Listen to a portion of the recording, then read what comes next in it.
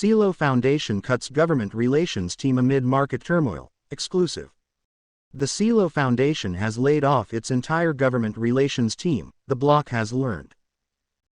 According to 4 crypto industry sources in Washington, D.C., Celo axed its government relations and lobbying wing on October 26. Representatives for Celo confirmed that Chris Hayes, who had led the firm's government relations arm, no longer works for the firm but did not comment on broader layoffs. Unfortunately, there are financial challenges in the industry and Celo has decided to pull back from their policy engagement, Hayes said in a text message.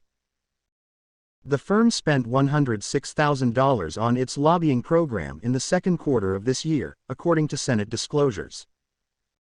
The firm has yet to report its lobbying spending for the third quarter, although the reports were due last week.